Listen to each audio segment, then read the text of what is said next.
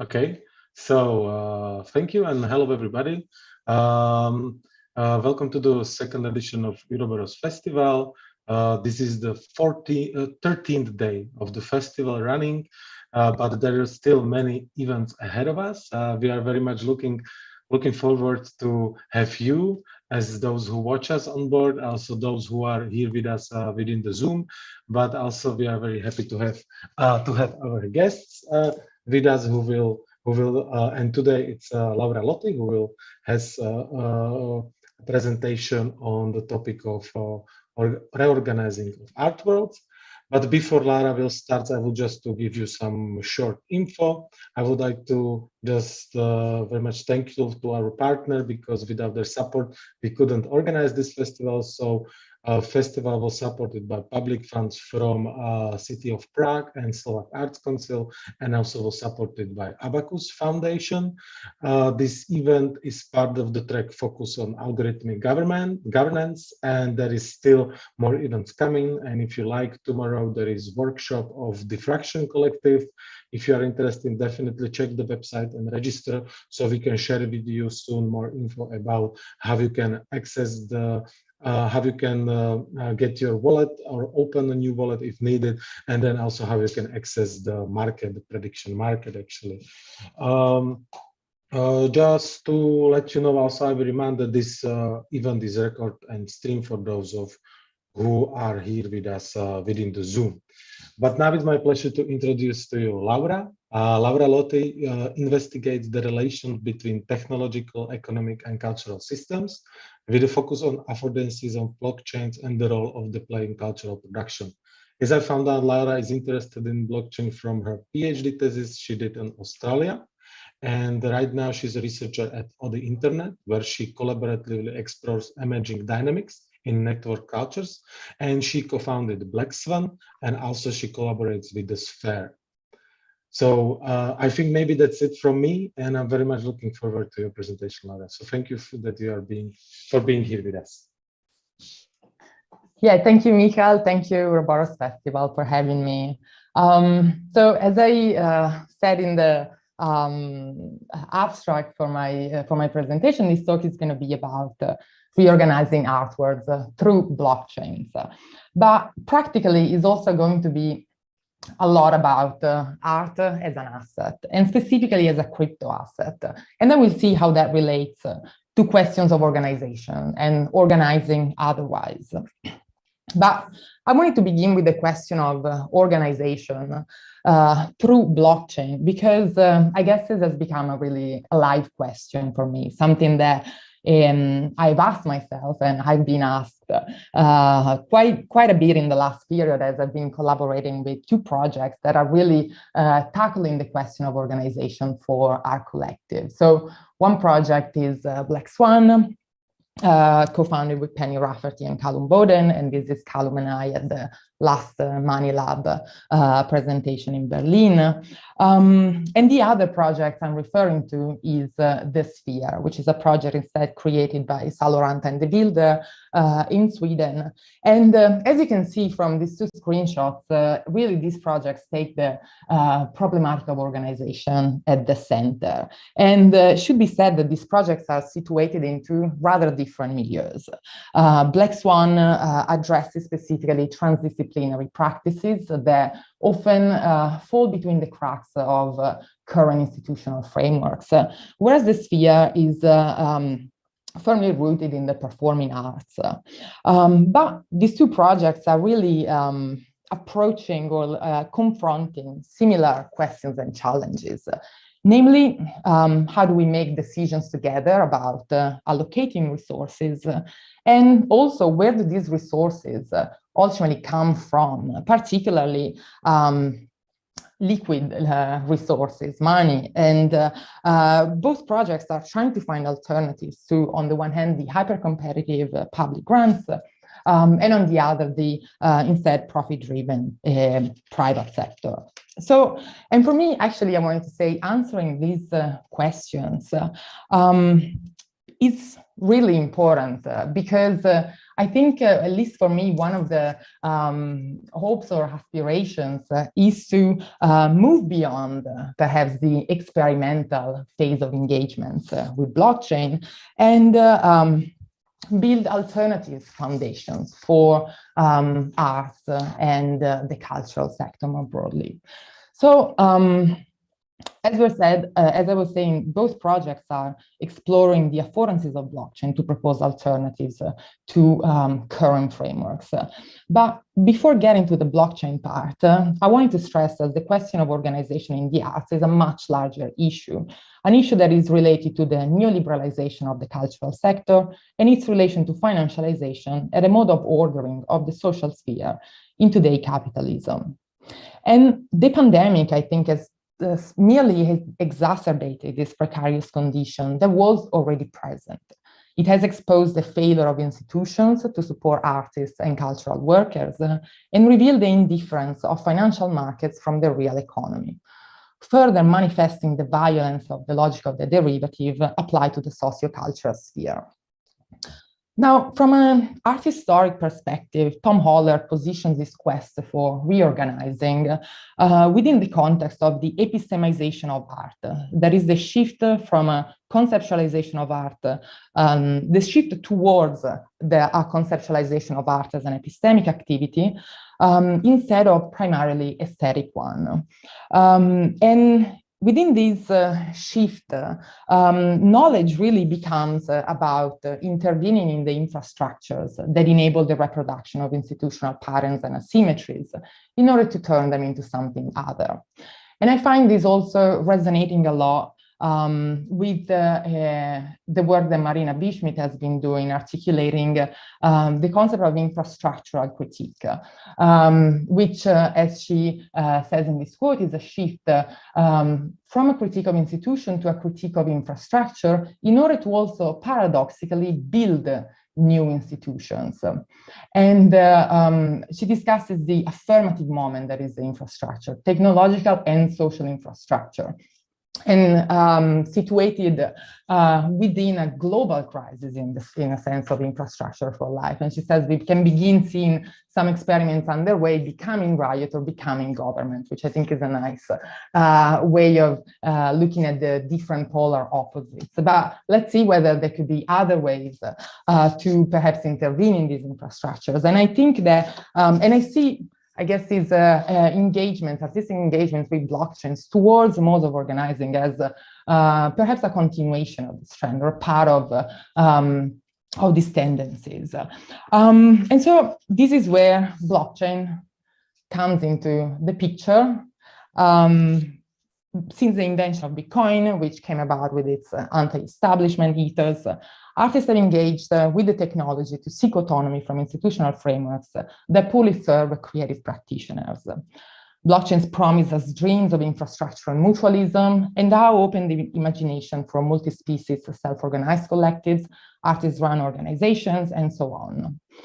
And yet, 12 years from the immaculate conception of Bitcoin, we have seen that crypto has become a highly financialized milieu, replicating a lot of the power and access asymmetries already present in the legacy system.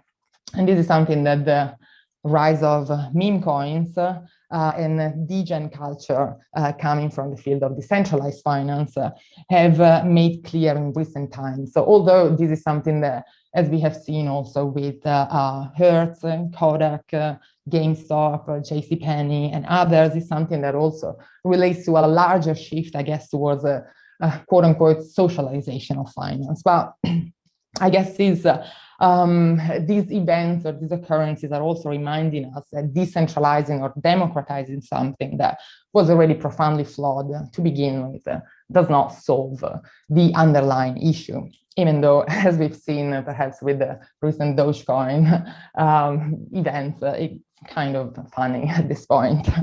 But so why is blockchain interesting, I think, for us? This is, again, another screenshot for this Black Swan presentation in which we kind of give our assessment of blockchain. And particularly one way in which blockchain is really interesting for us is the capacity to enable translocal value transmission. And allows to program economic interactions and coordinate in a more fine-tuned ways than current institutional forms, also through DAOs, which are these programmable or automated organizations. But on the other hand, we've also seen that blockchains are essentially market-based technologies. They become particularly expensive to use. There's problems about onboarding. So there's certain pros and cons to weigh at these present moments. But something else is at the core, or like something that transversely cuts across the advantages and disadvantages, is this idea of speculation, which is certainly a way to perhaps manage risk in a market-based context, but it's also related to the thought form that engages with the future and that aims also to produce effects in the present. So I guess it's within these coordinates that I would place the problematic of organizing through blockchains. Now, going back to art, I guess one of the key insights of my research is the way in which crypto, in a sense, makes the certain analogy between art and finance even more explicit, for the ways in which it exposes the tensions between pricing and valuation at the core of financial practices, and for the ways in which it shows how value itself is a derivative of techno-social processes that are external to the art itself, but instead are related to the infrastructural conditions of the art world. And particularly, I want to focus on this concept of meme or meme of art as an asset, which is the often critiqued fact that the current regime of financialization has turned art into basically a financial instrument that is increasingly commoditized, collateralized, and employed as an alternative asset class that yields a return for its appreciation over time in secondary markets. So here I'm not interested in critiquing this fact, but on the other hand, I want to take it at face value and investigate how art is mobilized as an asset through blockchains. And eventually, given the role that finance has currently in ordering the social sphere, how do these techno-social affordances of these assets can contribute to expanding the possibility space for organizing otherwise? But let's first clarify a bit what we mean by asset. So Kim Birch and Fabian Muniesa, in their recent book, Assetization, argue that the dominant form that techno-scientific capitalism affords is not the commodity form, but the asset, and that the financial contours it entails are not those of market speculation, but of capital investment. And they continue, by asset, we mean something that can be owned or controlled, traded and capitalized as a revenue stream, often involving the valuation of discounted future earnings in the present. And it could be a piece of land, a skill or experience, a sum of money, a bodily function or affective personality, a life form, a patent or copyright, and so on. So from this, we can already see that an asset is not so much a speculative instrument alone, but is defined by the notion of capital investment. And an asset can be any form of investment, not just financial, as we can see from this example, and provide any kind of return in this sense. And importantly, in comparison to commodities that imply some kind of immediate consumption, perhaps to produce other things, assets imply some kind of foregone consumption for the prospect of generating a yield at a later date. And within this context, assetization refers to the practice of turning things into assets, as the authors state. And through valuation practices and models and contractual relations that are themselves socially and technically constructed. Particularly, one of the key points that Birch and Muniesa make is that assetization is, as much as anything else, a process of narrative transformation, centered on practices of valuation that turn things into valuable assets. And as I say here, it is a process that is itself contingent on the techno-economic practices of social actors that define an asset's boundaries, measure its characteristic, and evaluate its worth. So contrarily to financialization and the logic of the derivative, which is strongly rooted in market dynamics, assets need not to exist solely in relation to current financial practices. And assetization per se does not necessarily render objects tradable in the same ways as traditional financial instruments. So while financial markets, in a sense, require assets to be traded as commodities, assets do not need financial markets as such. And even within the present asset conditions that the author discussed in the book, where everything is subjected to some kind of cost-benefit analysis of viability of investments. So I want to focus a little bit on two aspects of assets and assetization defined in this way. And these are the question of capitalization and the shift also that assets introduce from a regime of property to a regime of contracts. So assetization is closely related with the notion of capitalization, particularly understood in its processual character. Traditionally, capitalization is calculated by discounting a company's prospective earnings in order to reflect a supposed present value. But more generally, as Muniz discusses, capitalization entails, quote unquote, envisaging the value of something in terms of an investment. And here the role of the investor becomes really crucial. The ambitious figure of the investor, ambiguous figure of the investor, Birch explains, owns the future in a very real sense, as well as politically and normatively. And furthermore, as I was just saying, assetization is also increasingly framed by a shift from a regimes of ownership to regimes of contract. So, by looking at these features of assets, we can define or try and articulate art as an asset, as something that generates a value, whatever this value is.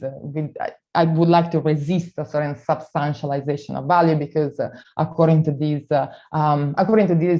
definition or way of looking at assets, the value is really that which is subjected to these narratives that unfold through techno-scientific valuation practices, and where the ownership or claims to such value are mediated by contracts.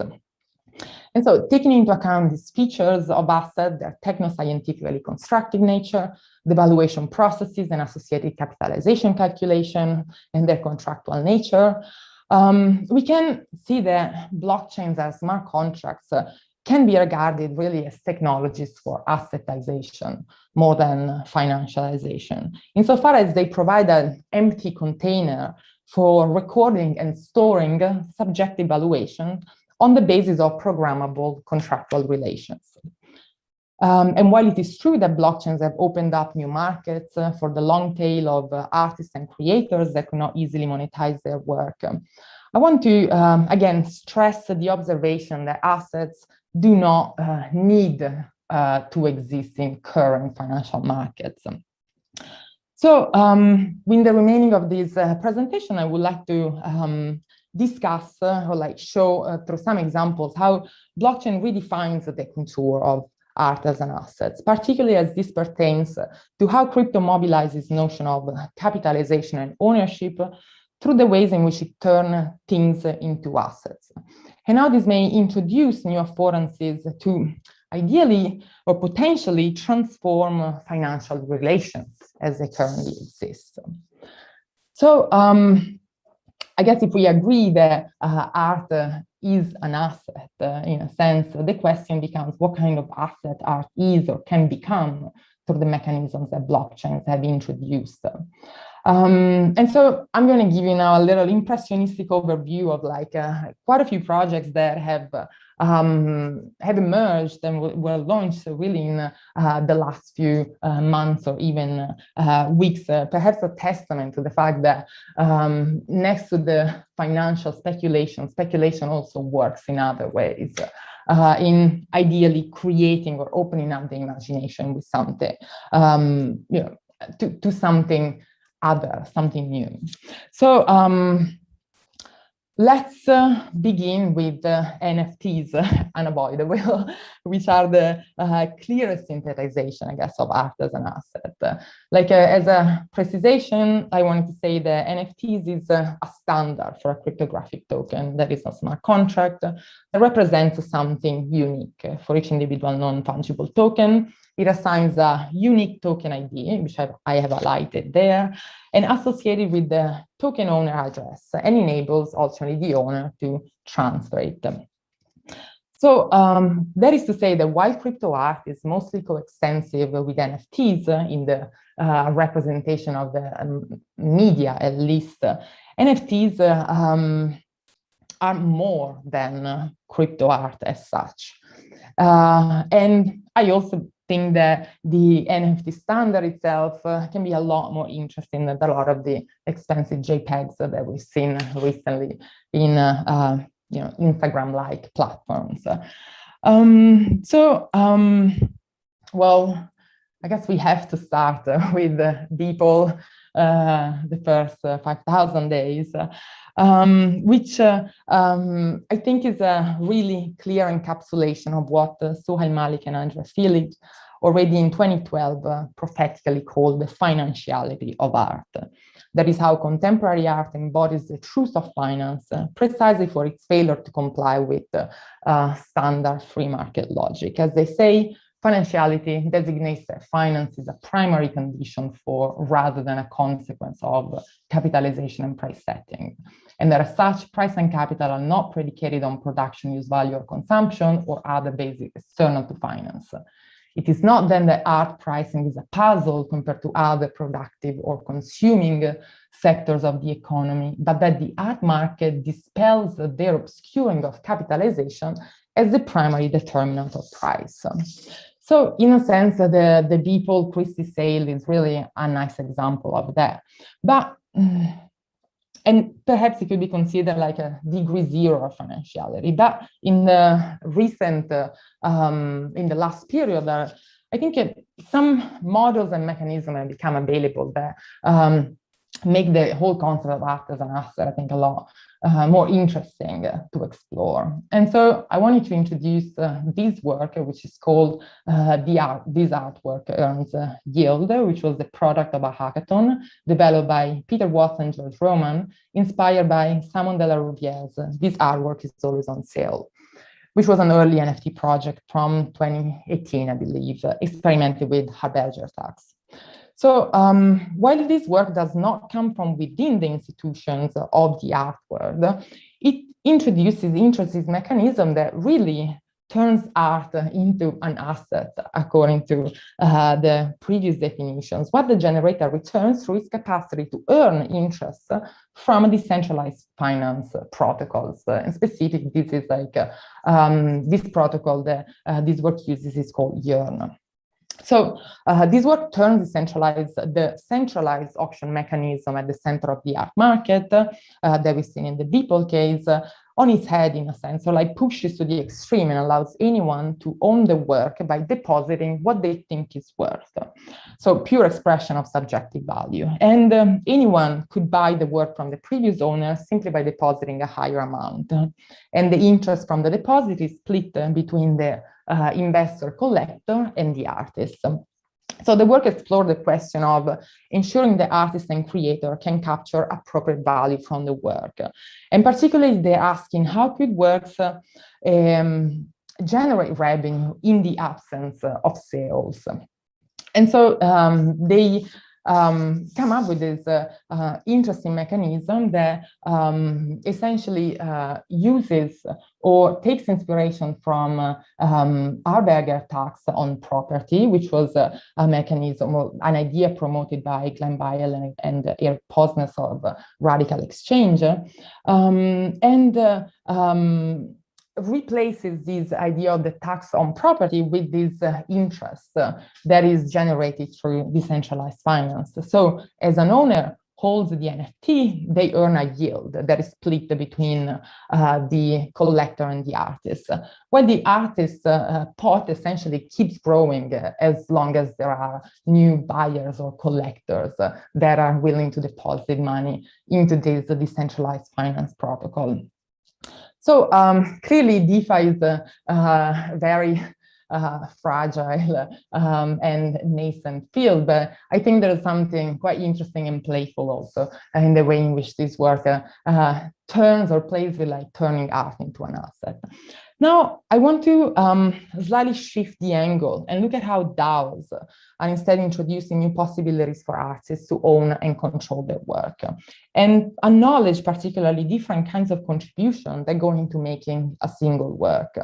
So DAOs are basically automated or programmable organizations that enable to that facilitate the sharing, decision-making, and management of resources, basically, for the member of these organizations. And the work that I wanted to introduce now, there's a video that should start soon, is called Songs for the Contract, which is a collection of 9 musical scenes that are developed and performed by Billy Boothill in collaboration with Alexander Yetzi, Steve Katona, Andy Strecker, and Shay Terrett between March and April 2021, so very recent. The works are part of a larger performance titled The Contract that will be presented in various contexts across Europe later in the year.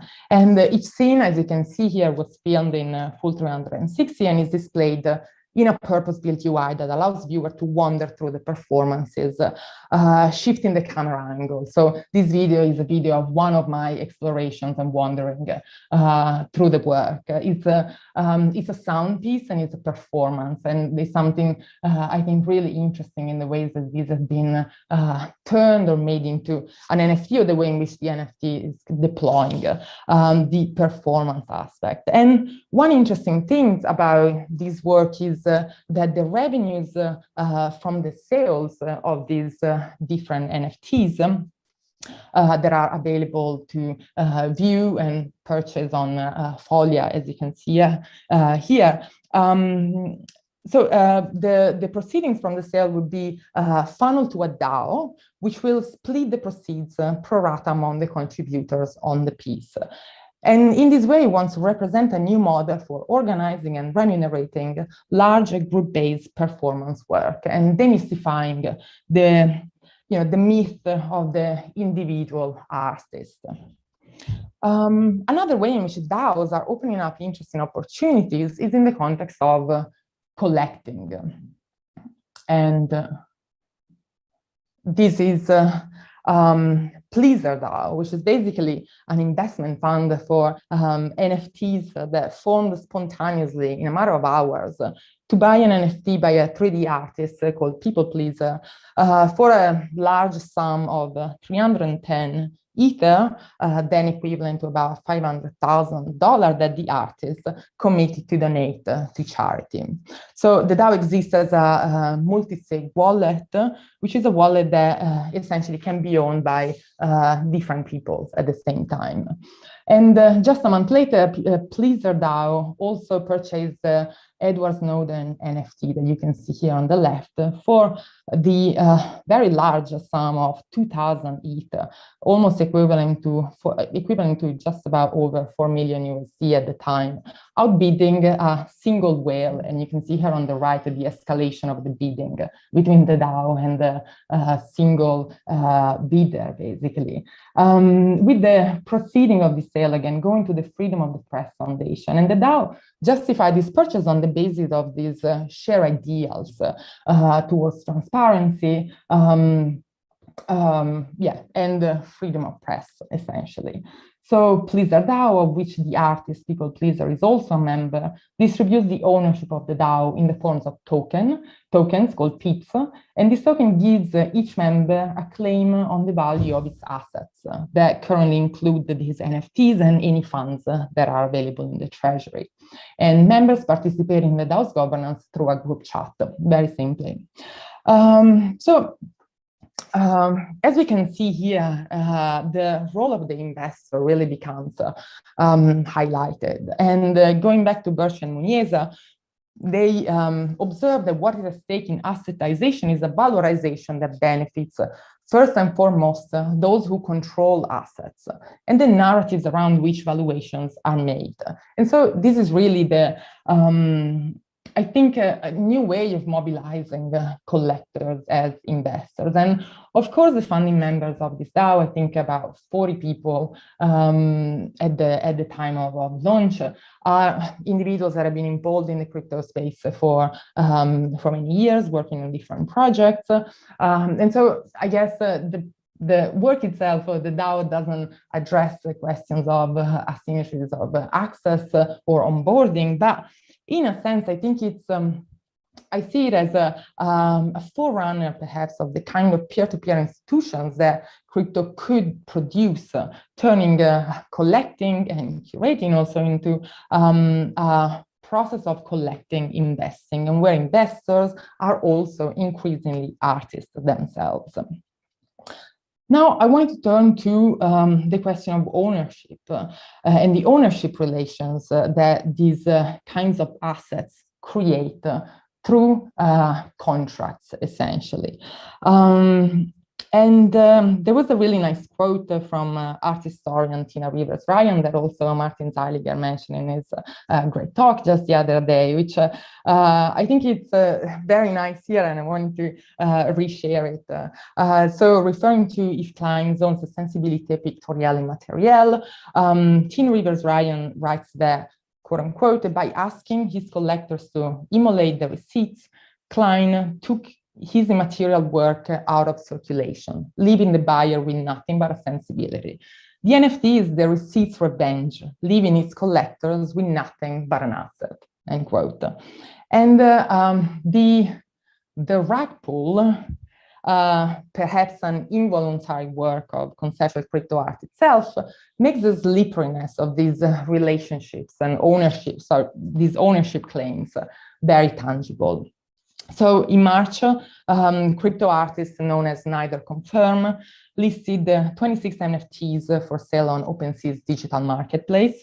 And then the artist took to Twitter when he changed the images associated with each token from a computer-generated portrait into photos of literal carpets, as a nod to the DeFi tokens exit scam known as rug pull, where a little-known token suddenly collapses when liquidity disappears, metaphorically pulling the rug from under the victim's feet. And the point of the art was really to show that the token itself is not the artwork, because clearly the artist will still have the possibility to change the image associated with the NFT as they please. But what if the whole point could be the NFTs represent a process that could be subjected to change? And that would be precisely the value that it could create. And it could be access to common knowledge pool, content, tools, network informations, or just collaboration with other people. And what if the relations of ownership themselves could be made part of an artwork? And this is precisely what a very recent work by Sarah Friend does. Author presents itself as an artist edition, artwork, and multiplayer game, and it was launched just a few days ago. People can purchase these NFTs that correspond to the exact pixel dimensions of a large collection of computer monitors. And each NFT has two components: a public image that you can see here, like black squares of different dimensions, and a secret image that instead the artist would distribute to collectors via email. So within each secret image, there are hidden two things: an encrypted sentence and a shard of the private key that was used to encrypt it. And across the full edition of 255 images, there is hidden an entire essay and the private keys to decrypt it. And in order to decrypt it, basically 2/3 majority of the private keys shard will be needed. Therefore, the essay can only be read if a majority of collectors collaborate to share the images.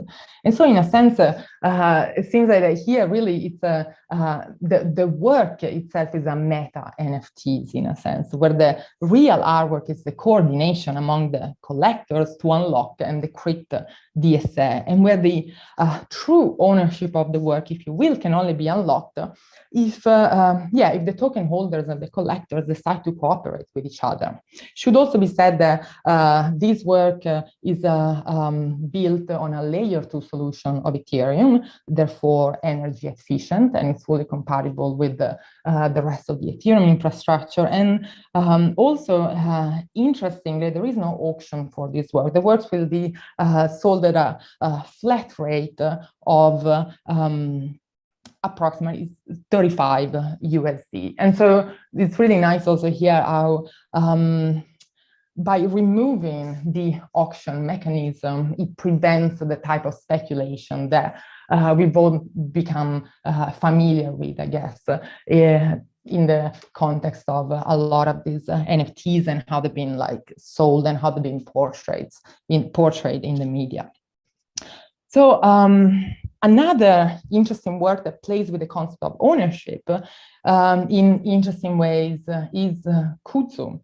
Kutsu is a project by Billy Rennekamp, Dan the Norch, Everett Williams, and Sam Hart.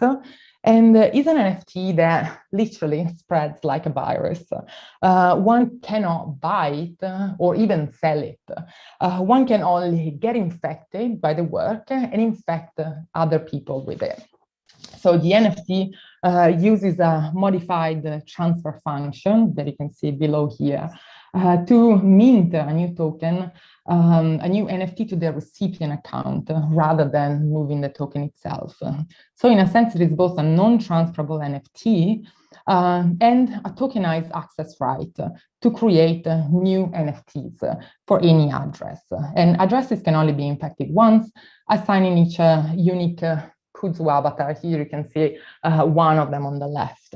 And a small segment of the token ID is reserved as a viral chromosome, so basically the work spreads one trait to the recipient and then adds one random gene. And as Kutsu spread, the variegated body of the avatar evolves and becomes more complex. So Kutsu deploys something like a forced ownership and entirely eliminate the buying and selling process that is involved in often determining what the ownership is of a work. And as you can see here in this graph from Graph Commons, it really generates networks that could eventually be mobilized for specific purposes. And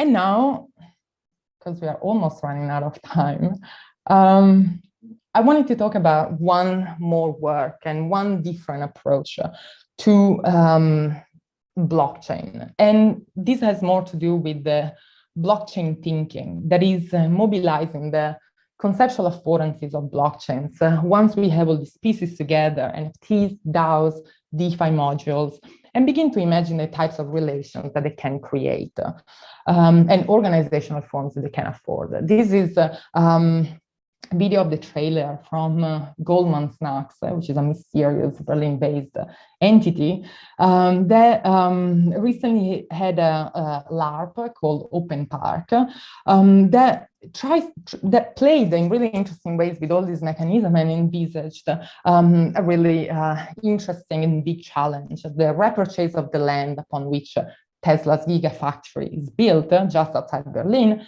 and turned it into a work of land art.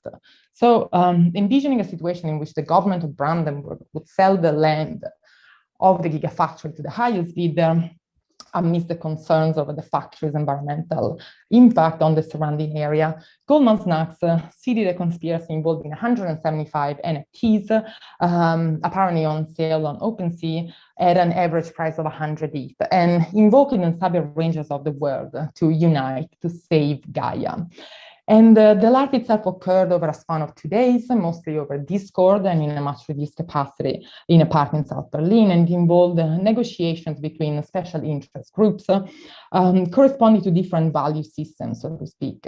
There were cyber communists, diplomatic liberals, conspiratorial rich hippies, and non-human entities that would need to coordinate with each other. And so what the work I think did was really interesting. It was how it exposes, in a way it exposes really the limits of blockchain. That is how blockchain does not solve the problems of accountability and negotiation among people. But on the other, it also highlighted the potentials for collective financial action, if you will.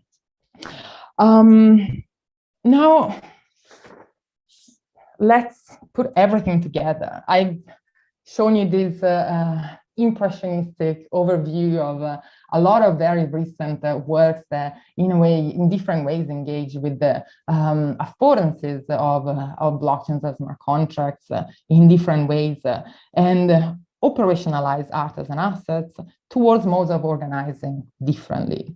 So, for me, it's unarguable that blockchains and tokens, and specifically NFTs, have made the asset condition of art even more explicit. And so confronting the question of organization through blockchain, I believe, really requires engaging with financial practices and considerations, but mostly these are actually considerations that have to do with the assetization of art, if you will.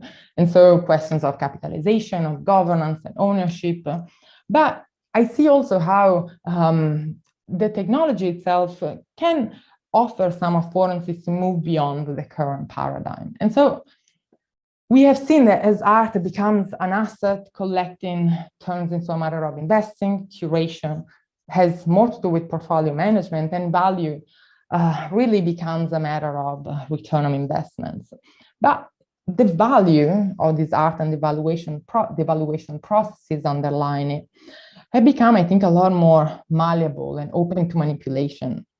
And this is where these mechanisms can also be deployed, I think, to inflect the narrative around art in its relation to value and to money, perhaps as two separate considerations. So beyond the basic and perhaps banal narrative of NFTs democratizing art, we've seen that NFTs and DeFi introduced new sources of revenue for artists in the absence of sale from our commodities. NFTs and DAOs enable new support structures for artists themselves and shift the role of the collector curator into an invested stakeholder, portending new peer-to-peer institutions that may emerge out of these forms.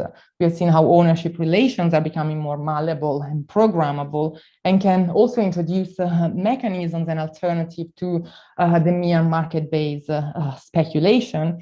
And then ultimately how we can begin to play with all these different mechanisms through a blockchain thinking approach, in a role-playing kind of manner, which is what we've also been adopting quite a bit with Black Swan. And so for me, this is why we need to keep engaged with these technologies, essentially, not just to print them or JPEGs, but really to inflect the narrative of art as an asset and see what these assets can do, like when they are deployed in this artful manner, I would say. And now, I guess we're very much running out of time. One more thing that I wanted to say about assets is that assets can be leveraged, and can be leveraged as ways to take on further risk and ways to bend in a sense of reality and quite literally create a new one. This is a long quote by Martin Koenig from his book Capital and Time. But I think what's interesting here is how the author defines leverage as a mode of ordering that works not by eliminating uncertainty, but by capitalizing on it. And so what if these, what are the possibilities here to create different kinds of leverage that will not only be measured in price? And that's where I see the art of the crypto asset maybe lying in structuring new relations and above all new narratives around value and what is valuable that could find expression in new financial relations, if you will, and create new models and expectations for return that do not need to be measured in performance on open markets. So that's it. Thank you. I'm gonna have you leave it this relaxing Studio Ghibli background, and yeah, I guess we can open for questions if there's any. It was a bit of a, yeah, I showed you, I think, a lot of things. I hope they made sense for people. Okay, thank you, Laura. I think it was great. I have a few questions ready, but first, maybe I would like to offer floor to participants. If there is anybody who would like to start with some question, an open round of discussion. You can just, use the chat. Feel free to use the chat if you want to ask a question. If not, you can just turn on your camera or just let us know that, turn on your microphone and let us know that you want to ask some question. Okay. If not, I will start, because what was not what you just mentioned very briefly, but I would be very much interested into is just like that the project Sphere. Yes, that was the project you are working on, and it's bringing this blockchain to the performing arts or people from performing arts. So it could be like, can you just maybe tell us a little bit more, and maybe also like if it. What I know, also like institution like Docs Gallery has this like the group of performance, and everybody through the pandemic was very much struggling, because nothing could be public. So I was just thinking this could be very interesting for people, because it's very much like broadening the understanding that this is not just for like the visual artists. Yeah, it's not just domain of the visual art. So maybe if you just tell us like how is the project running, and maybe how it's like with the terms of transferability. Yeah. So the Sphere is a project that was officially launched last year through a grant by Creative Europe for the development of a digital infrastructure for the performing arts, and in this specific case, contemporary circus arts. It was funded by Salorant and De Wilde from Sweden, and there is like a vast network of partners and brilliant thinkers and practitioners that are involved in it. And at the moment, the Sphere is really focusing on new funding strategies for the performing arts. One of the idea at the core, or the initial inspirations for the project, was the plantoid, the artwork that reproduces itself on the basis of people providing money or cryptocurrencies to it. So what the Sphere really wants to achieve is creating a system in which the performance itself can be self-reproducing in a way.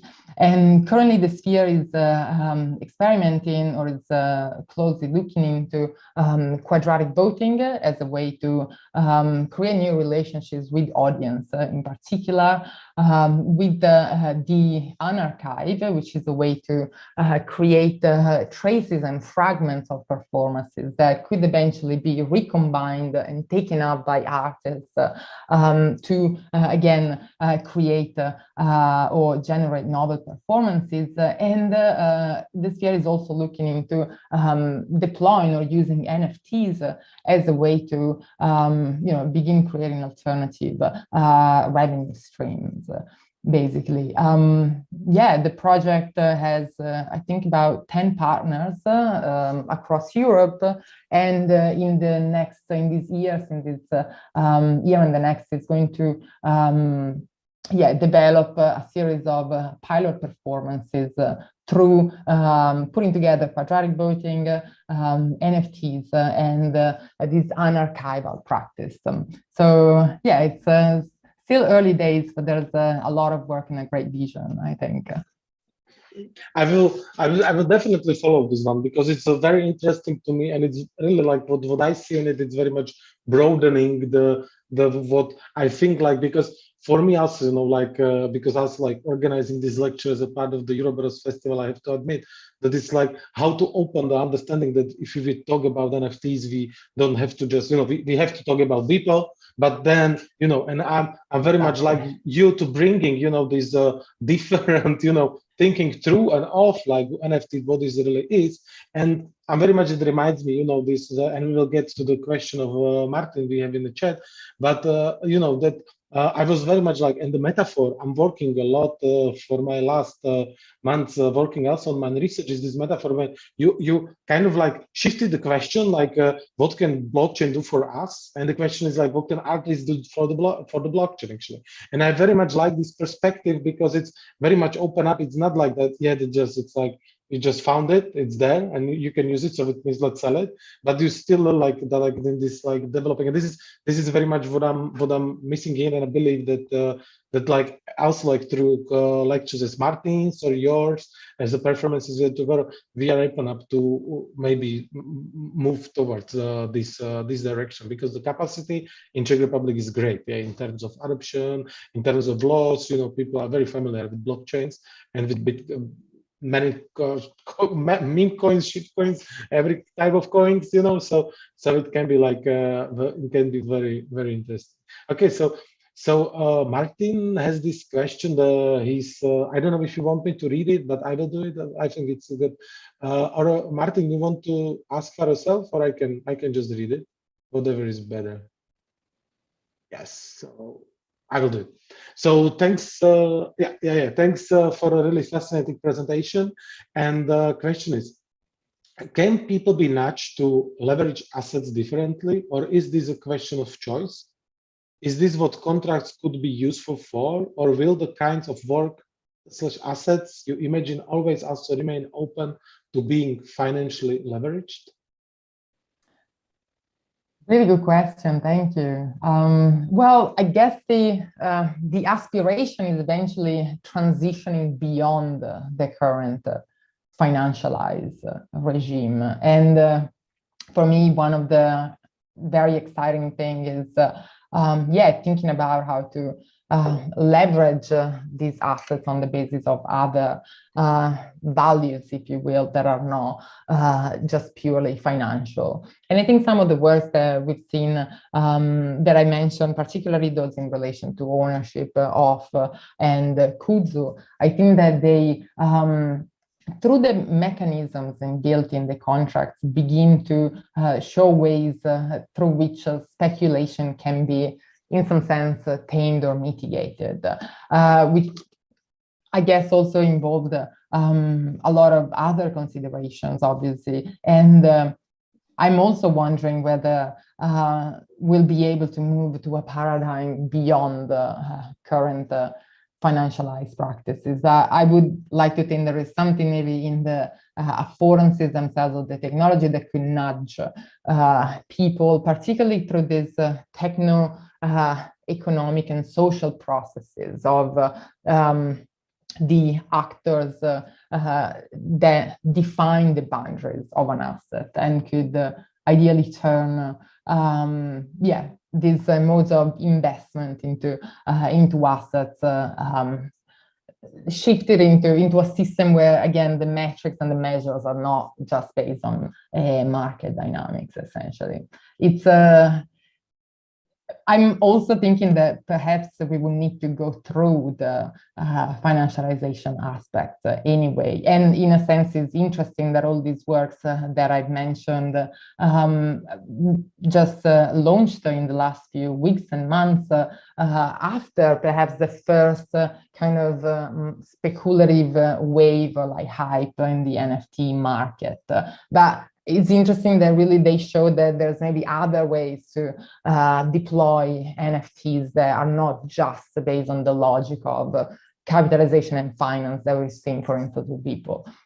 So yeah, I think it's a process and it would require some transitioning from one model to another. But yeah, I guess what really excites me, at least, is the possibility to move to alternative forms of leverage and narratives for what is the value of this art.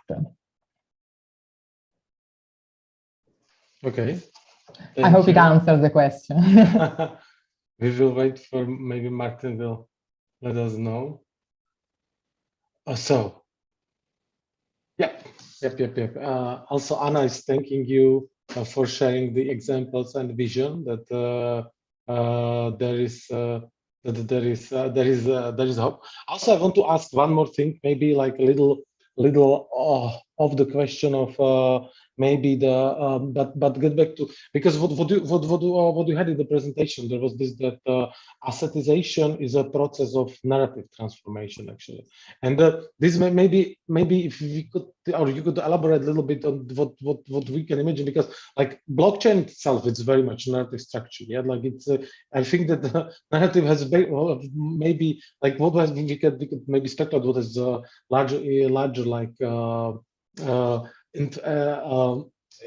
my gosh, effect on the processes on the society if you compare technology to this narrative. But how is it with association? Like when you said that, or the statement that it's a narrative of transformation, what we can imagine, what does it mean for us? Yeah, well, I would like to take this both ways. I quite like the ambiguity of that quote. I think, according to the author, the way in which things are turned into assets is through some narratives around how valuation practices are constructed. Valuation practices that, again, are like contingent upon the techno-economic and social context within which assets are deployed. And so I think for the author, perhaps looking particularly at traditional companies, the process of narrative transformation is the process that, say, turns data or education or health even into assets and things that need to be like monetized or subjected to financial considerations in certain sense. But I also like to take this sentence as maybe meaning that there are some openings here. There's ways to transform the narratives around assets or create narratives around assets in ways that do not need to comply with traditional valuation models. And again, it's something that what's been happening recently in the markets, I think it's really makes quite clear. Like, so yeah, what are these narratives? And then also, I guess there's problems there, I suppose, with the ways in which these narratives are deployed in totally speculative markets and ways. But I quite like to disentangle the two and and see how narratives could be created around how something acquires value or is valuable, and what kinds of return might be produced that do not need to be measured in price, perhaps. Actually, we have this also, like, it's very, very interesting to me that is happening through the lectures of Martin, now yours, actually, because what we were discussing, that through the festival, like what kind of program we present, what kind of artists, designers, researchers, curators we invited for the program, and what does it represent actually? And I think it's very much this shift we can feel and we can see within the program, this shift from the projects which are presented through the Uroboros, the shift from this kind of capitalization and marketizations, we just like this alternative practices which are it's a narrative, it's not form, it's not definite, it's still open, but what is very much behind it, it's this point of looking for some kind of collectivity actually. Yeah. And some kind of creating these connections, because that's what also I think you also mentioned, and also Martin also. And but in here with you, is it this is what the DAO should be about? Yeah, this is what to help these let's maybe call them independent art collectives and institutions to set up the ground, and to bring some clarity into the processes and governance of the organizations. Absolutely, yeah. I think that's crucial, and I think also it's what.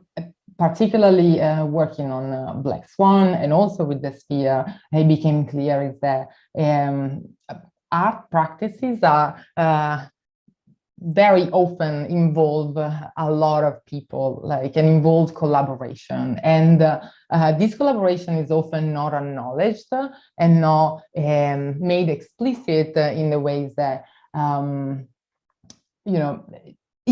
basically, I think that there's a wealth of ideas for amazing projects and proposals, and I really think that that's the value that a lot of these art initiatives have already.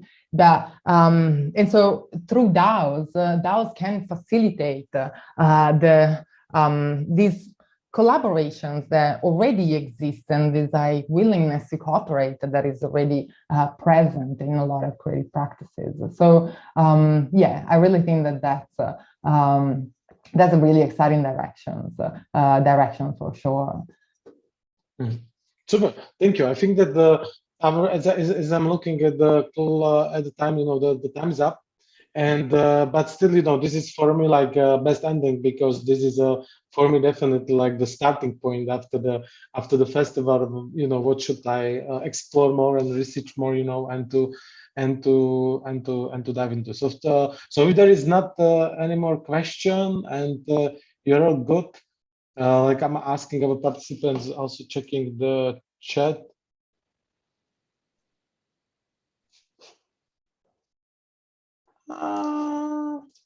Yeah, and now I created this Uroboros loop, which sometimes happens, just checking for the question.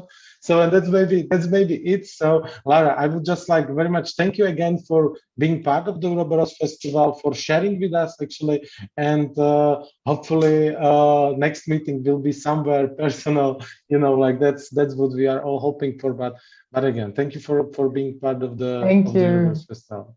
Thank you all. Thanks. Yeah. So,